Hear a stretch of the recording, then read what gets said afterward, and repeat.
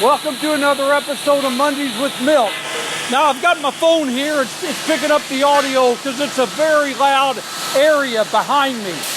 This is our post cell area where we drill our posts, whether it's 8-foot high or 10-foot high posts, and then we load the base plates into the base of the machine.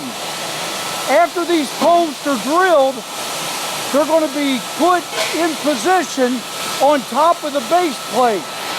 He's then going to hit the button, it's going to rotate around, and the base plate will be welded to the tubing itself. While it's doing the welding, he'll start drilling another set of posts. So that's how we do the posts here at WireCrafters. If you'd like to take a tour, give us a call. We can show you the post cell. We can show you where we weave the wire. A lot of cool stuff going on here. But that's all we got this week. We'll see you next week on another episode of Mondays with Milt.